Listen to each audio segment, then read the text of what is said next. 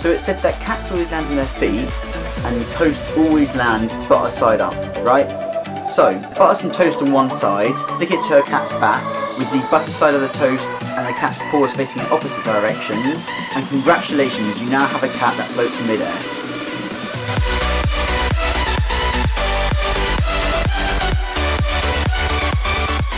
Hey everyone, welcome back to South Clip, and it has been a long, it's been a while since my last upload. I think it's been like 2 months. So yeah, sorry about that. I've had quite a lot going.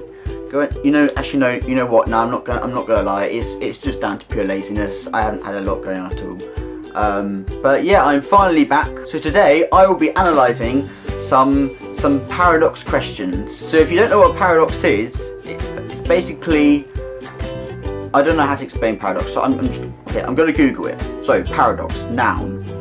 A seemingly absurd or contradictory statement or proposition which, when investigated, may prove to be well-founded or true. Alright, here's another statement that I personally think makes more sense. A statement or proposition which, despite sound reasoning from acceptable premises, leads to a conclusion that seems logically unacceptable or self-contradictory. So basically, the simple way I think to describe it is a statement that contradicts itself. So basically just messes with your mind. So the first paradox question of the video is, what if Pinocchio said, "My nose will now grow"? So if you don't know who Pinocchio is, he's basically a character that when he lies, his nose grows. So if he was to say, "My nose will now grow," and it did, he would be telling the truth, but then it technically shouldn't grow because he's telling the truth, he's not lying. But then if he's lying about his nose growing, you'd think, oh, it grows because he's lied, but it's not, because if it does grow, then he hasn't lied, he's told the truth. So what are your thoughts on what would happen if Pinocchio did say, "My nose will now grow"?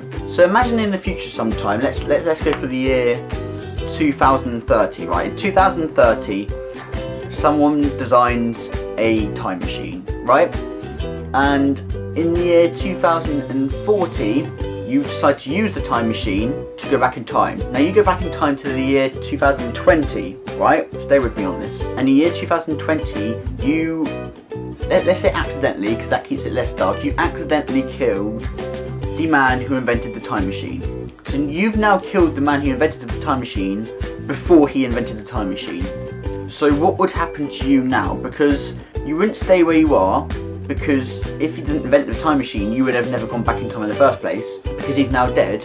But then when you think about it, he may also not be dead, because you would only have killed him if you had gone back in time. It's a similar question if we were to go back in time to kill one of your parents before you were born. So you go back in time before you were born to kill one of your parents. What would happen to you then? Because you would never have been born in the first place, which means you never would have gone back in time to kill your parents. And it's a similar kind of, it messes with your mind in the same way.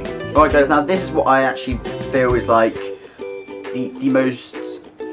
the most horrible paradox question I think I've ever come across, or it's definitely up there. It's definitely up there. So let's say a man kidnaps your friend, a friend of yours, okay? And assuming he keeps his word, right? He promises he will return your friend if you can correctly guess what he will do to your friend. So let's say, for example, he will kill your friend. That's a bit dark, I know, it's the first thing that came to my head, but yeah, let's just say he was going to kill your friend.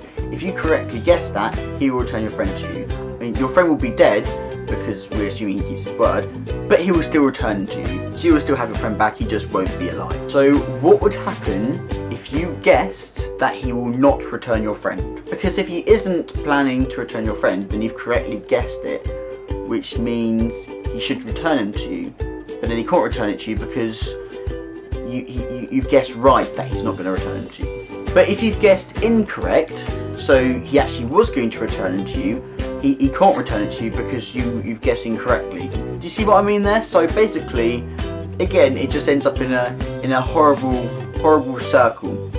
Right, now before we end this video, just need to try one thing. So it said that cats always land on their feet and toast always lands butter side up, right? So, butter some toast on one side, stick it to her cat's back, with the butter side of the toast and the cat's paws facing in opposite directions, and congratulations, you now have a cat that floats in midair.